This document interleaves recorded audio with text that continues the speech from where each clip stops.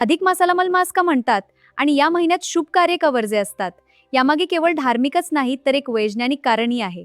चला आज यामागचं रहस्य उलगडूया. नमस्कार. 2026 हे वर्ष आध्यात्मिक दृष्टीने अत्यंत विशेष ठरणार आहे, कारण यंदा तब्बल 3 वर्षांनंतर अधिक मास येत आहे आणि तोही ज्येष्ठ महिन्यात. 17 मे 2026 ते 15 जून 2026 या काळात हा पुण्यपर्व काळ असेल. पण या महिन्याला अधिक मास का म्हणतात, याचे महत्त्व काय आणि या काळात नेमके काय करावे, चला जाणून घेऊया सविस्तर. हिंदू पंचांगानुसार सूर्यवर्ष 365 दिवसांचे असते आणि चंद्रवर्ष 354 दिवसांचे. या दोन्ही वर्षांमध्ये दरवर्षी साधारण 11 दिवसांचा फरक पडतो.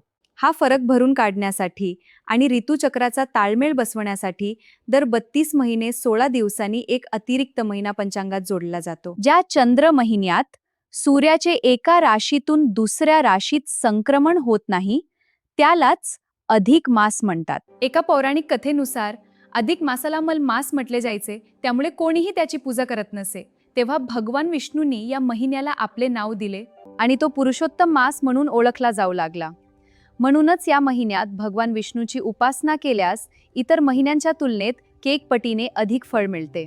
या पवित्र काळात काही गोष्टी आवर्जून कराव्यात, त्या जाणून घेण्यासाठी व्हिडिओ पूर्ण बघा. ओम नमो भगवते वासुदेवाय या मंत्राचा जप करावा. दीपदान. अज्ञान दूर करण्यासाठी दररोज देवापुढे आणि तुळशीसमोर अखंड दिवा लावावा. यामुळे घरात लक्ष्मी स्थिर राहते आणि कौटुंबिक क्लेश दूर होतात.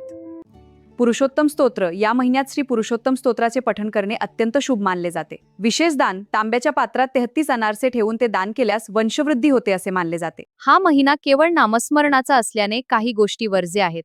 विवाह, मुंज किंवा नवीन घराचे गृहप्रवेश यांसारखी मंगल कार्ये या काळात केली जात नाहीत. तामसिक आहार, मांसाहार आणि मद्यपान टाळून सात्विक जीवन जगावे.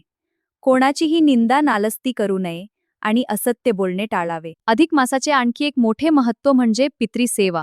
या महिन्यात केलेले अन्नदान अधोलोकात अडकलेल्या पूर्वजांना मुक्ती मिळवून देते आणि पितृदोषापासून सुटका होण्यास मदत होते. तर 17 मे पासून सुरू होणाऱ्या या पुण्यपर्व काळात आपणही आपली आध्यात्मिक प्रगती साधूया. भगवान पुरुषोत्तमाची कृपा तुम्हा सर्वांवर सदैव राहो, हीच प्रार्थना. ही माहिती आपल्या मित्रपरिवाराला नक्की शेअर करा, जेणेकरून त्यांनाही या पुण्यपर्व काळाचा लाभ घेता येईल. ओम नमो भगवते वासुदेवाय कमेंटमध्ये लिहायला विसरू नका.